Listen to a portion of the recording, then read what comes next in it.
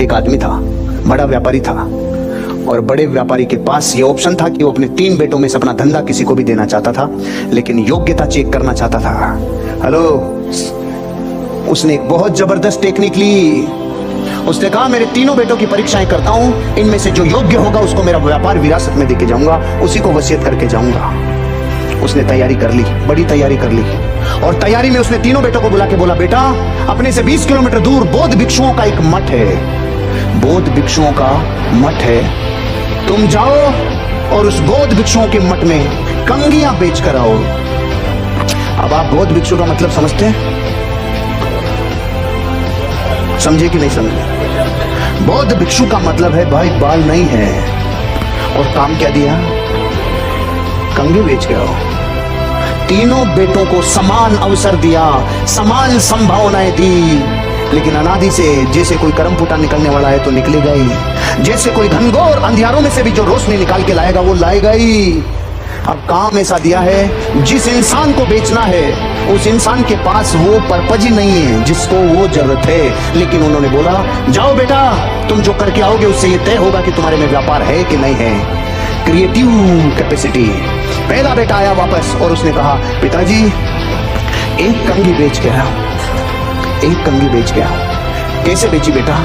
पिताजी मुझे पता था कि जिस व्यक्ति को मैं कंगी बेच रहा हूं उनके बाल ही नहीं है, तो मैंने उनको ये कहा देखो भैया आपके बाल तो है नहीं, लेकिन फिर भी ऐसी संभावनाएं बन सकती है कभी से कभी कि आपको ये कुछ किसी न किसी काम में आ जाए। तो मैंने देखा कि कुछ बौद्ध भिक्षुओं में से 1-2 लोग ऐसे थे जिनके कुछ पीठ पे कुछ रोग थे, खुजली थी, ये थी वो थी, तो मैंने उनको कहा भैया ये लो और आप इससे खुजाने में आप मदद मिलेगी आपको, इससे आप खुजा पाओगे। तो वो एक आदमी जो रोगी था उसने मेरी कंगी खरीद ली और वो संभावनाओं के ऊपर मैं ये एक कंगी बेच के आया हूं। दूसरे को बोला बेटा तू कितनी कंगी बेच के आया? पिताजी मैं 10 कंगी बेच के आया। बेटा 10 कंगी कैसे बेची? पिताजी मैंने बौद्ध में जो भी बौद्ध मठों में जितने भी भिक्षु थे उन सारे भिक्षुओं में एक चीज देखी, उनसे शिक्षा लेने के लिए लोग आते थे, मिलते थे, यात्री आते थे, तो मैंने उनको जाकर कहा देखिए भैया आपको तो ये कंगी काम में आएगी नहीं, लेकिन आपके यहाँ हवाएं ज्यादा चलती है, आपके जो यात्री आते हैं इन यात्रियों को कभी कभी हवाओं में बाल बिगड़ जाते हैं, इसलिए उनको कंगी रखी हुई मिलेगी तो उनका मन करेगा और वो कंगी से अपने बाल बना लेंगे। उन्होंने कहा ठीक है भाई यात्रियों के काम में आएगी। 10 कंगी खरीद ली उन्होंने मेरे से। तीसरे ने आके बताया बापू 1000 कंगियां बेच के आया हूं। जितना सन्नाटा उधर छाया उतना ही इधर छाया। अब मैं आपसे पूछना चाहता हूं, गंजों की नगरी में अगर कोई 1000 कंगी बेच के आया होगा रे, कुछ तो भारी होगा। सुनो तीसरे ने क्या किया? तीसरे ने कोई रणनीति नहीं लगाई, कोई शातिरपना नहीं लगाया, कोई छल कपट नहीं लगाया, उन 2 ने लगाया। लेकिन तीसरे ने वो किया जो सेल्स की दुनिया में सिद्धांत बन गया, नीड, इंटरेस्ट और कंसर्न। उसने रियल बेचने की कला को रियल लेवरेज किया। उसने क्या बोला? उसने बौद्ध भिक्षुओं के जो सबसे बड़े वहां पे व्यक्ति थे, जो उनके आचार्य थे, उनसे जाके मुलाकात की। सर मैं आपसे 20 मिनट आपके इस पूरे मठ के हालात के ऊपर चर्चा करना चाहता हूँ। हाँ बेटा बोलो। प्रणाम किया, चर्चा चालू की।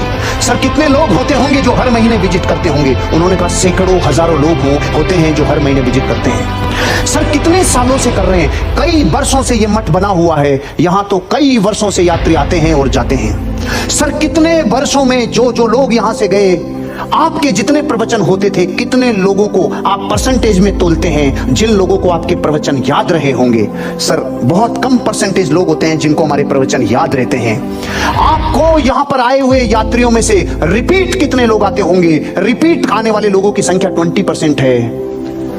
सर मैं आपके लिए एक काम कर सकता हूं, मैं आपको जिंदगी में एक ऐसी चीज दे सकता हूं जो आपके मठ का हिस्ट्री और पूरी ज्योग्राफी और आने वाला भविष्य बदल सकती है, और जो इस मठ का पर्पज है, इस पर्पज को मैं पूरी दुनिया में फैला सकता हूं। क्यों, क्या करोगे आप ऐसा? मैं ह्यूमन टेंडेंसी को जानता हूं। अगर ह्यूमन टेंडेंसी से कोई चीज कनेक्ट होती हो और आप जो देना चाहते हो वो उससे कनेक्ट होता हो, तो लाइफ टाइम आपके प्रवचनों को मैं ताम्र पात्र पे अंकित कर सकता हूं।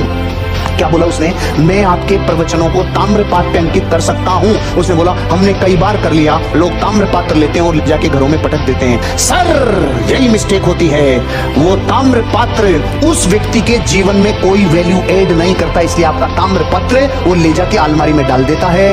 मैं आपको एक ऐसी चीज दे रहा हूं जिसको वो अलग भी नहीं कर पाएगा, और आपके प्रवचन भी उस पर लिख सकते हैं। मैं आपको ये कंघी दे रहा हूं, कंघी के ऊपर का जो 1 इंच का हिस्सा आता है, इसके ऊपर हम आपके पूरे प्रवचनों को उकेर देंगे।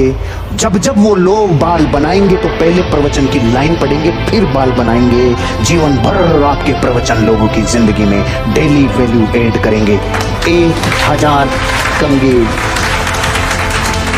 तो बापू ने बोला, बेटा 1000 ही कैसे बिकी? कि बापू 1000 ही लेके गया था। कुछ समझे? अब संभावनाएं कितनों की हो गई।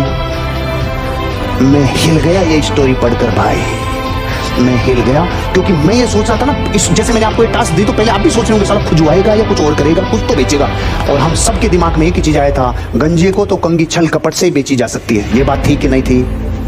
क्योंकि हमने ये सोच रखा है कि दुनिया में कोई भी चीज बेचने के लिए सामने वाले व्यक्ति को वो डायरेक्ट कोई ना कोई वैल्यू एड करनी चाहिए। सुनो, इनडायरेक्ट भी वैल्यू एड की जा सकती है। दुनिया की हर कंघी, इसके ऊपर लिखा हुआ है किया, हालांकि कुछ किया नहीं, लेकिन लिखा हुआ है। ऐसे उन्होंने प्रवचनों को उकेर दिया, और ये रियल घटना है चाइना की, ये रियल घटना है। और यहां पर प्रवचन लिखे हुए हैं, तो चाइना में कल्चर ही बन गया।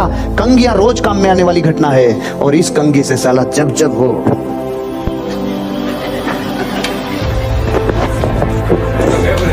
सही है,